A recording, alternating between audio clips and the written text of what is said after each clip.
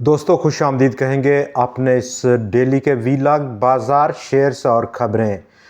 आज बाज़ार में जो देखा गया बहुत वोलाटाइल दिन आज का देखा गया। तो बहुत सारे हमारे दोस्त पूछते हुए नज़र आए, ख़ास तौर पर ट्रेडर हजरात के बाज़ार को क्या हुआ। क्या 72,200 पॉइंट्स का लगना था आज के दिन और उसके बाद अब मंदी है। बहुत सारी टेक्निकल फॉर्मेशंस हमारे साथ शेयर की गई, लेकिन इस तमाम हमारा जो आज का मौजू है उस पर हम आज डिस्कस करेंगे। बहुत सारे फैक्टर्स को आज हम एनालाइज करेंगे आपके साथ इस प्रोग्राम में। बाज़ार जो कि 893 पॉइंट्स की टोटल रेंज में मूव किया, उसका इख्तिताम 80 पॉइंट्स के खसारे के साथ हुआ। 71,971 पॉइंट्स की सतह पर बंद होकर अपसाइड 72,593 पॉइंट्स का हाई था, जो कि आज 541 पॉइंट्स इंटरडे इजाफा था। लेकिन डाउन साइड 71,700 पॉइंट्स का लो भी पोस्ट किया बाज़ार ने। 351 पॉइंट्स इंटरडे डाउन मूव किया गया। और यूं कुल आज की जो समरी है बाज़ार की, वो अपर और लोअर साइड पर एक वीक छोड़ी है। अपर साइड पर कंपेरेटिवली ज़्यादा है as compare to lower side. तो क्या यहाँ पर और जो बहुत सारी आज की डिस्कशन थी कि अब शायद मंदी हो, उस पर हम एनालाइज करेंगे। ओवरऑल अगर हम ग्लोबल व्यू देखें आज के दिन दुनिया के तमाम बाज़ारों का, वहाँ पर हमें यूएस सेशन जो कि अभी फ्यूचर इंडेक्सेस इन ऑपरेशन है, काम हो रहा है, वो डिक्लाइन कर चुके हैं। 1-1, 1.5% डाउन मूव कर रहे हैं। जापान डाउन मूव कर रहा है, लेकिन इसके साथ साथ इंडिया उसमें बेहतरी देखी गई है, तेज़ी का इजाफा हुआ।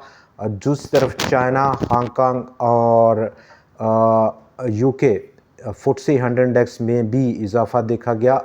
FTSE 100 इंडेक्स 8,091 पॉइंट्स की सतह पर इस वक्त ट्रेड हो रहा है लाइव ट्रेडिंग में, जो कि उसका बेंचमार्क का तकरीबन 2007 के क्राइसिस के बाद का बुलंद तरीन सतह है। दूसरी तरफ गोल्ड में आज रिकवरी देखी जा रही है बड़ी डिक्लाइन के बाद, जो कि हमने इस हफ्ते के शुरू में देखी थी। उसमें कमी वाक़या हो रही है और इसके साथ साथ डॉलर इंडेक्स में गिरावट देखी जा रही है। ये वो ओवरऑल व्यू है, ग्लोबल व्यू है। तो यहाँ पर जहाँ पर पाकिस्तान स्टॉक एक्सचेंज का ताल्लुक है, वहाँ पर हम अगर देखें तो आज के दिन जिन स्टॉक्स ने इस वोलेटाइल बिहेवियर को प्रमोट किया, उसको फायर अप किया, उनमें टॉप ऑफ द लिस्ट रहा ऑटो में मिल्लत ट्रैक्टर्स और उसके साथ साथ सीमेंट सेक्टर। जबकि जिन सेक्टर ने आज बेहतरी दिखाई उनमें अगर हम देखें बैंक्स में यूबीएल ने लीड किया और आज एक्स हुआ स्टॉक 11 रुपये के कैश से। एक्स के बाद पहला दिन था, वो मोमेंटम जो उसने प्री एक्स शुरू किया था उसको जारी रखा। ओजीडीसी इसी असनाम में आगे बढ़ा और उसने बहुत बड़ा आज सहारा दिया। मिज़ान के इलेक्ट्रिक नेप्रा ने अप्रूव किया है तकरीबन 7 साल का इन्वेस्टमेंट प्लान के इलेक्ट्रिक के लिए।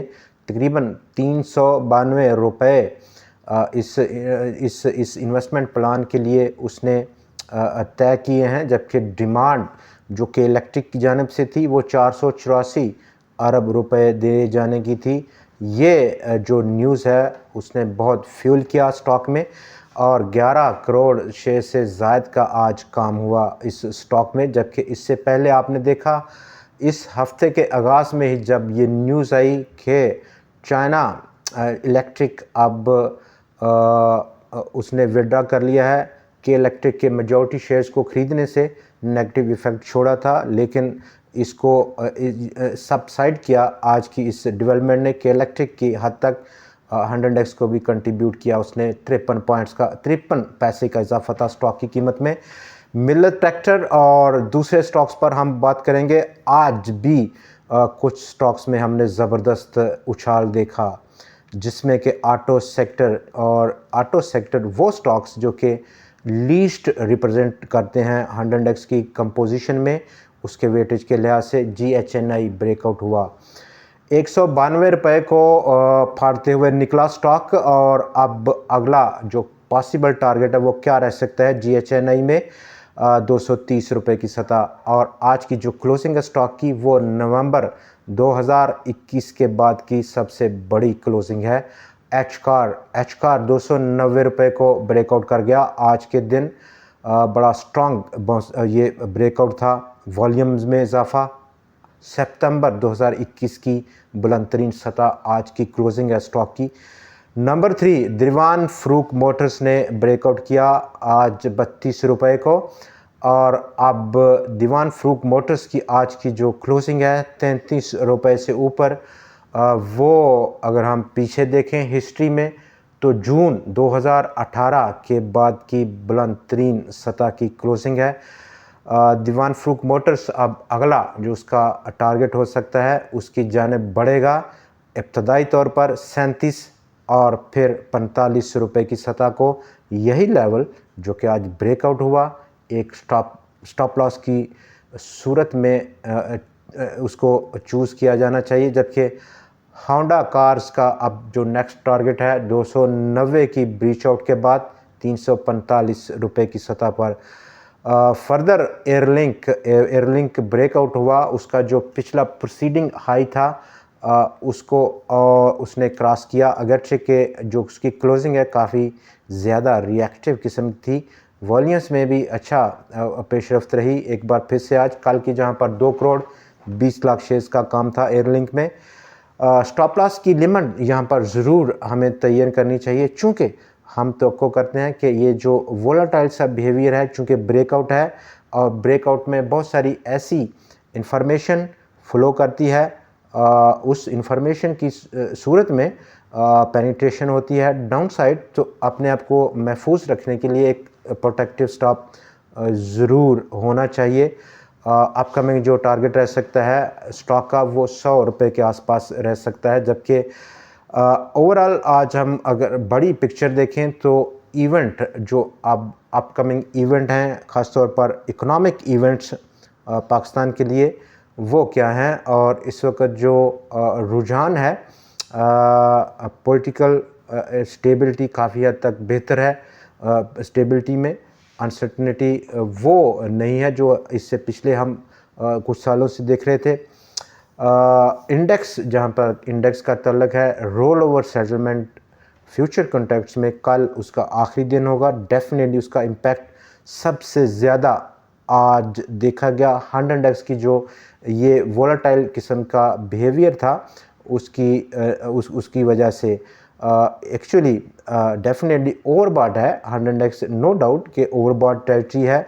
बहुत सारे जो ऑस्किलेटर्स हैं, शॉर्ट टर्म के ऑस्किलेटर्स, उनकी जो यहाँ पर रीच है वो एक ऐसे लेवल्स पर है जो कि ओवरबॉट कंसीडर किए जाते हैं। बट इसी असना में ये जो इंडिकेटर्स हैं शॉर्ट टर्म के वो मोस्ट ऑफ द टाइम हम डिपेंड करता है कि जो मोमेंटम है बाज़ार में वो कितना स्ट्रॉन्ग है। प्रीमैच्योर सिग्नल्स देते हैं, और ये premature signals most of the times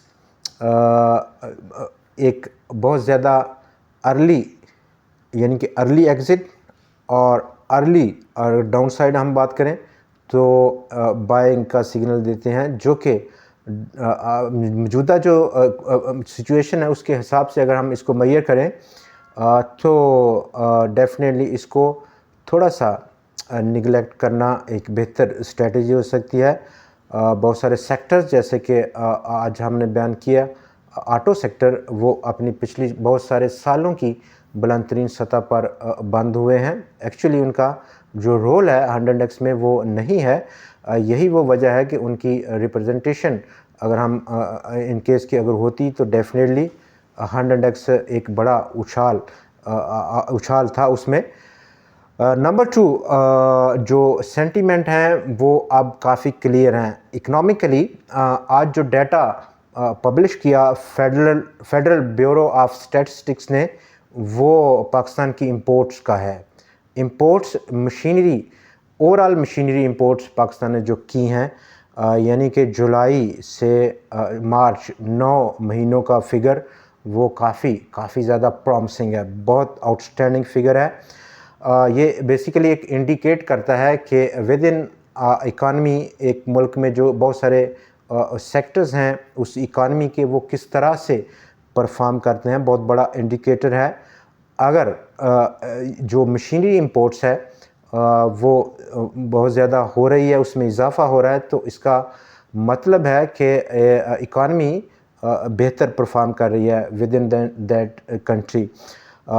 जो डाटा उसने आज अनाउंस किया 30% का इजाफ़ा उसमें देखा गया जुलाई टू मार्च के फिगर में, ओवरऑल पाकिस्तान की मशीनरी इंपोर्ट्स को लेकर 5,854 मिलियन डॉलर्स की पाकिस्तान ने टोटल इंपोर्ट्स की हैं, जो कि पिछले साल इसी पीरियड के मुकाबले में 30% का इजाफा है। 4,493 मिलियन डॉलर्स की टोटल मशीनरी इंपोर्ट्स थी, पिछले साल 2022 का फिगर रहा।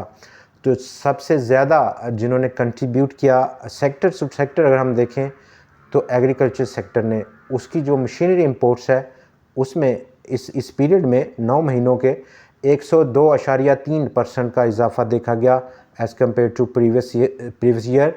ऑफिस मशीनरी में 41.28% का इजाफा था। इलेक्ट्रिकल इक्विपमेंट्स की जो इंपोर्ट्स हैं मशीनरी की वो 68.68% का इजाफा देखा गया।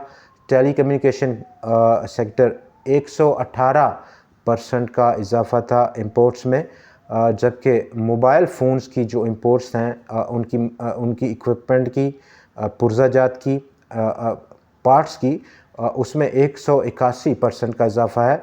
दूसरी तरफ जिन सेक्टर्स ने लैग किया, मनफी कंट्रीब्यूट किया, उनमें टॉप ऑफ द लिस्ट रहा कंस्ट्रक्शन सेक्टर। 4 पॉइंट से ज़्यादा का मशीनरी जो इंपोर्ट्स हैं उसमें कमी देखी गई, जबकि टेक्सटाइल सेक्टर में भी नेगेटिव इंपोर्ट्स देखी गई हैं।